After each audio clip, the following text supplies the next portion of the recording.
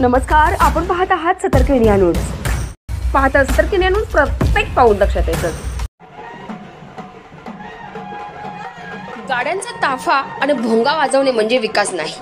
माजी मंत्री विक्रमसिंह पाटणकर.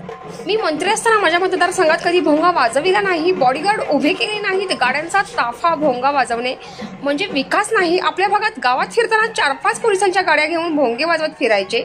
बॉडीगार्ड घेऊन फिरायचे कारण काय? जिथं पापच केले नाही तर घाबरायचे कारण काय? सुज्ञ मतदारांनी याचा विचार करून मतदान करावे असे आवाहन माजी मंत्री विक्रमसिंहजी पाटणकर यांनी केले. पाटण मतदारसंघाचे अपक्ष उमेदवार सत्यजितसिंह पाटणकर यांच्या प्रचारार्थ पाटण शहरातून भव्य रॅली करण्यात आली होती. ही रॅली पाटणकर वाड्यासमोर आली व सभा पार पडली.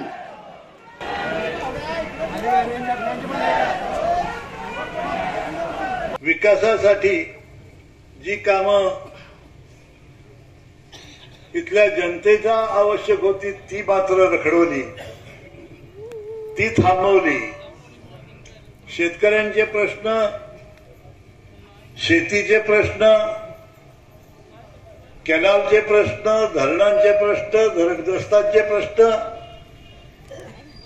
हे सगळे थांबवले. त्यातला कुठलाही प्रश्न यांच्याच्यानं पूर्ण झाला नाही. मला अजूनही लक्षात येत नाही, समजत नाही की आपल्याच मतदारसंघात 4-4 पोलिसांच्या गाड्या घेऊन भोंगे वाजवत यांना फिरवायचं कारण काय?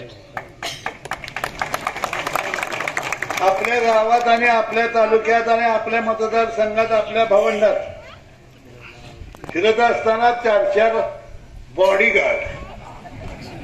मला माहित नाही बाबा, बॉडीगार्ड तुम्ही 5 वर्ष मी मंत्री होतो, कॅबिनेट मंत्री होतो.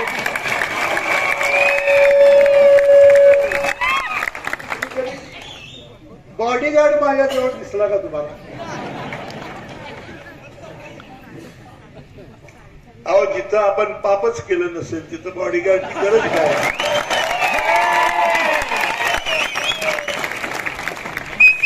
पण लवडीनं बरबरणारी ही माणसं, यांना त्याची गरज भासतात.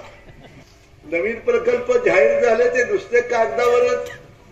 विकासाच्या ऐवजी हा तालुका भकास करण्याचं काम गेली 10 वर्ष केलं आणि त्यामुळं सर्वसामान्य माणसाचं जीवनात जगणं अवघड झालंय. शेतकऱ्याच्या घरात ज्या वेळेस समृद्धी येईल त्यावेळेस खरा विकास झाला असं म्हणता येईल. मग ते नोकरीच्या रूपानं असू देत, शेतीतल्या उत्पन्नाच्या रूपानं असू देत किंवा व्यवसायाच्या रूपानं असू देत.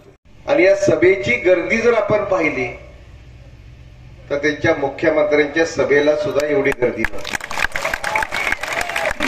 आणि गर्दीपेक्षाही प्रतिसाद नव्हता, उत्साह नव्हता. आज प्रत्येक नागरिक, प्रत्येक ग्रामस्थ या ठिकाणी विचार करतोय आणि वाट बघतोय 20 तारखेच्या मतदानाची.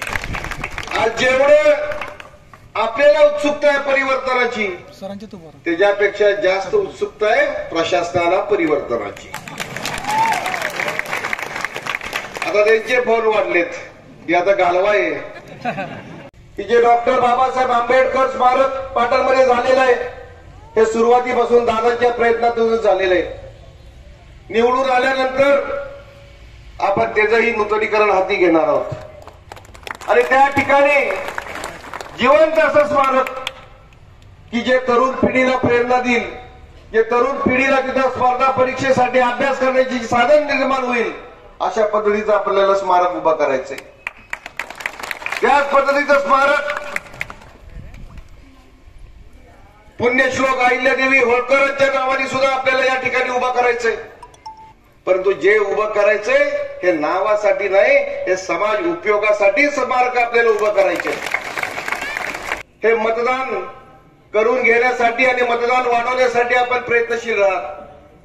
कारण पुढचे 5 वर्ष मी तुमची सेवा करण्याची हमी घेतलेली आहे.